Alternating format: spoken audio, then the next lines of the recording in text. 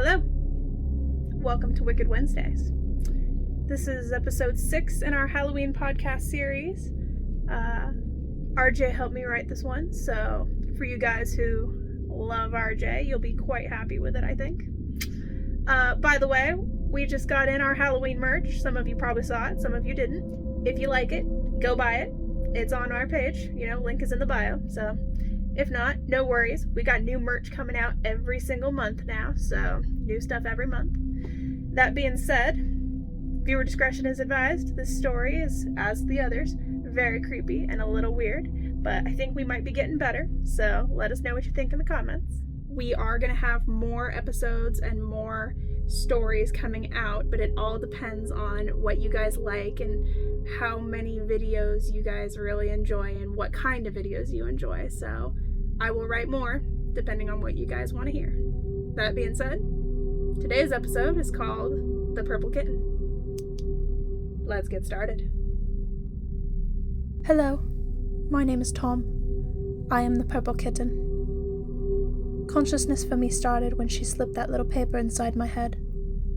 I'm not quite sure what it was, but it will always be there. I felt her sewing up the top of my head so that none of my insides would fall out. At first I couldn't understand my existence. All I could do was feel her touch as her small little fingers danced about my body. I felt a prick against my rear as she sewed on my tail so it wouldn't fall off.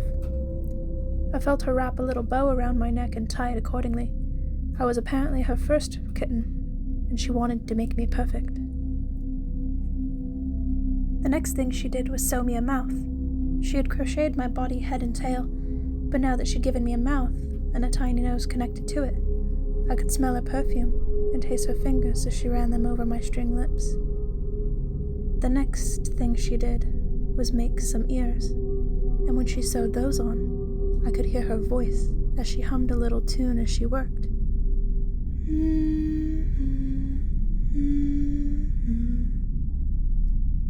Next, she picked out 2 buttons for my eyes. I heard her say that one was purple and one was blue, but that was okay, because lots of cats have different colored eyes. It was painful to say the least when she poked the needle through, but it was delightful afterwards, when I could look upon her beautiful face. She had long golden brown wavy hair and 2 beautiful eyes that stared down at me with love and kindness. I felt absolute ecstatic looking up at the beautiful woman who had given me life. She was almost 19, gorgeous, and her name was Missy. Just as I thought she had finished me up, I felt the piercing needle once again. She poked me 3 times on each side of my nose, giving me some whiskers. "A kitty's gotta have whiskers now, doesn't he, Tomcat?" I can still hear her sweet voice saying my name if I focus really hard. I felt a warmth in my heart as she held me close. Tomcat. I would hold that name dear to me for the rest of my existence. Several months passed, and every day I got to see my beautiful Missy both in the morning and the night. I had yearned with all the little cotton balls in my chest that just once, and for only a moment, if I could just speak to her and tell her how much it meant to me that she was so kind and caring to create me.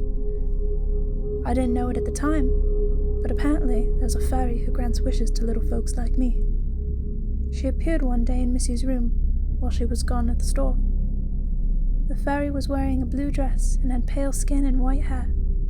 She came over to me and sat by me smiling. She tapped her little wand just between my ears, and instantly I felt myself able to move and speak on my own. "What's going on? Who are you?" The fairy smiled and responded. "I am the fairy of all that is kind. I've been watching you, little Tomcat." I was confused, and my voice cracked as I spoke again.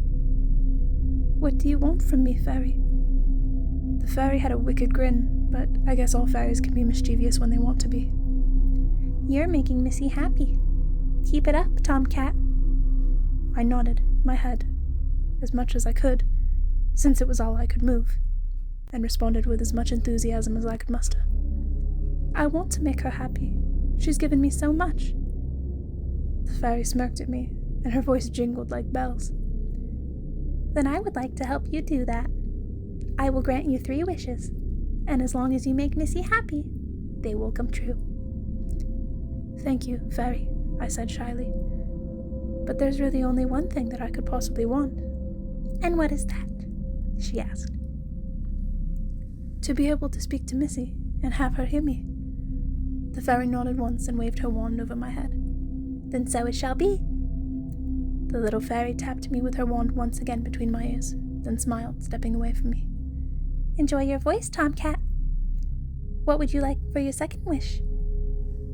I couldn't decide in the moment, so the fairy agreed to come back in a week to check on me.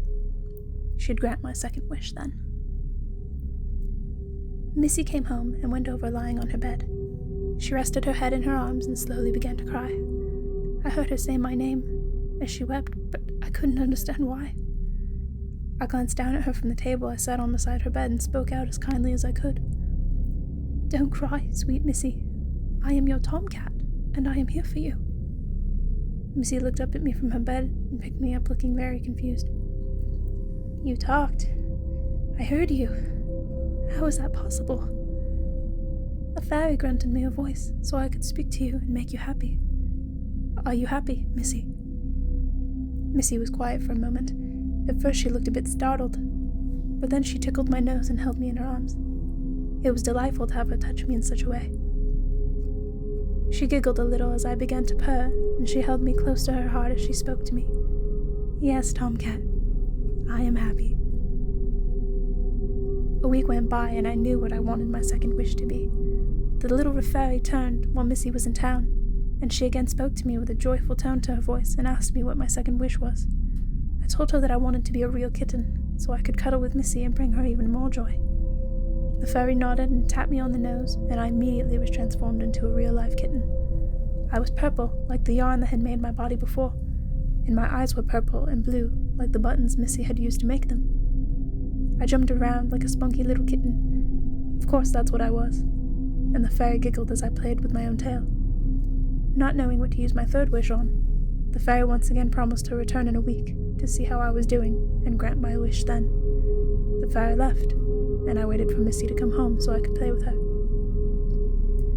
Missy came home, and as soon as she came in the room, she saw me rolling on her bed with a purple ball of yarn that she had used to make me. Tomcat, you're a kitten. I'm a real cat, Missy. Meow. The fairy made me a real cat. Now we can play whenever you are sad, and you will be happy, right? Are you happy, Missy? Missy's eyes filled with tears, and she rushed down and picked me up, cuddling me in her arms. I licked her cheek, and she laughed, holding me close to her heart. Yes, Tom, I'm very happy. But why is this fairy granting you such wonderful wishes? She says that she is the fairy of all that is kind. She wants me to make you happy, Missy.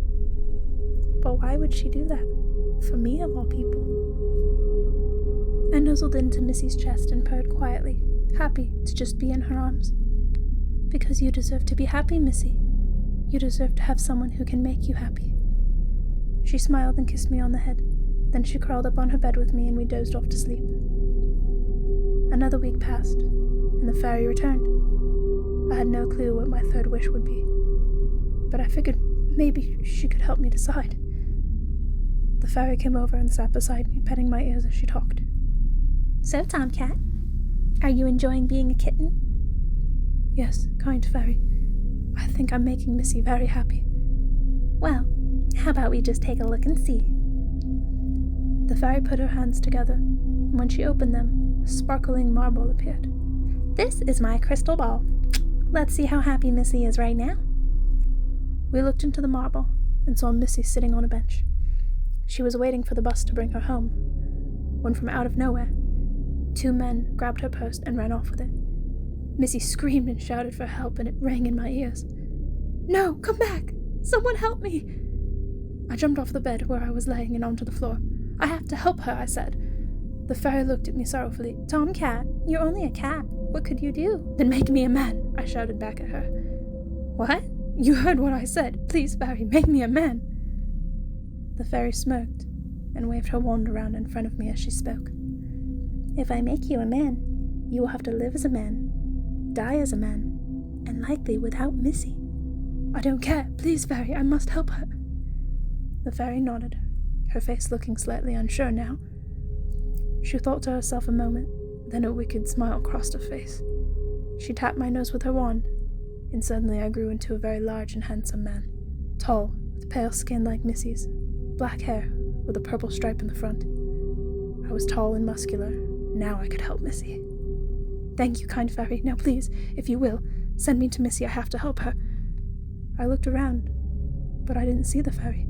She was gone, and I had no idea where she went. All I knew was I had to help Missy. I ran outside quickly and down the street as fast as I could, looking for her. "Missy! Missy, where are you?" I saw the two men who had stolen her purse running towards me and felt a new rage inside me that I'd never felt before. As they rushed past me, I pushed one man into a light pole and grabbed the purse from the other. They both looked at me with anger, but for whatever reason they didn't try and get their purse back. They turned and walked away as if they'd never seen me. I began walking in the direction they'd just come from, and I saw Missy, with 3 police officers standing around her. "Missy, Missy, it's me! I found your purse!" The policemen saw me and grabbed me, forcing my hands behind my back as one gave Missy back her purse, and the other 2 tried to handcuff me. "Missy, wait! No, it's me!" The policeman asked her if she knew me, and Missy looked down at me terrified and confused. I looked up at her pleadingly. "Missy, it's me, your tomcat, remember?" She came over to me, looked into my eyes. One was blue and the other was purple. "But how?" "The fairy." Missy nodded to the police officers who took the cuffs off my wrist. "Yes, I know him. Thank you, officers. The purse has been returned, so everything's fine now." The police had taken a statement about the 2 men and then went off to find them. I stood beside Missy as she looked up at me confused. "Tomcat?" "It's me, Missy, I promise. The fairy made me a man so I could come save you. Tom, I know you want me to believe you, but it's impossible. Please, Missy, you have to believe me. I just want to make you happy. I've done this all for you." Missy looked up at me, trying not to cry, then tilted her head down, beginning to. I never felt myself in so much pain as I did when I saw her cry. "Tell me what's wrong, Missy. I will make it right. I will. I will make you happy. Please, I promise." She looked up at me and stuttered 3 terrifying words. "Tom, you're dead." "What do you mean?" "Tom, you died 3 weeks ago. I don't think that fairy was trying to help you." "But if I'm dead, then how can I be here?" "Tom, look." I looked in the window of a building behind us to see my reflection. My clothing was tattered and torn. My hair appeared dirty as if it were falling out. My skin looked as if it were falling off my face. I looked down at my hands and saw my fingernails were bleeding and falling off my fingers. I looked up at Missy confused, and she took a step away from me with a look of pure horror on her face. "Missy, what have you done to me?" She took another step back as I stepped towards her. "What did you do?" I suddenly had a flashback of my previous life. I saw myself young, youthful, around the age of 21. I saw myself sitting with Missy on a picnic blanket as we laughed and cuddled together. I then saw us driving when suddenly we got hit by a semi-truck, and both Missy and I's bodies were thrown from the car. I saw myself in the hospital, dying, and I saw Missy grab for me, pulling a few strands from my hair as she was escorted away from me. I saw the funeral when I was buried, and I saw Missy looking sadder than ever before. I saw her making a cat doll of purple yarn and string.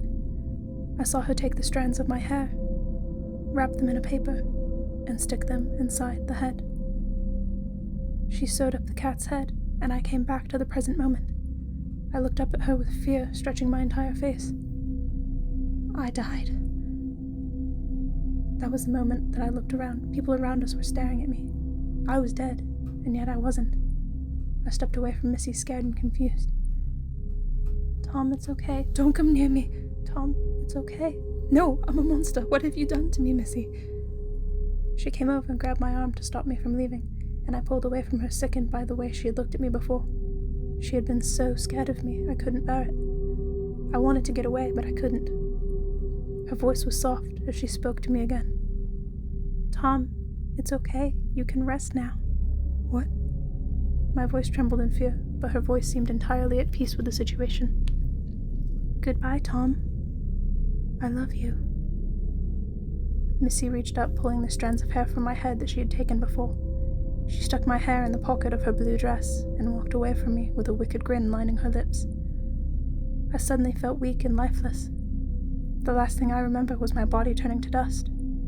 I was scared and confused, but I'd do anything to be with Missy again. Hello, my name is Tom. I am the purple kitten.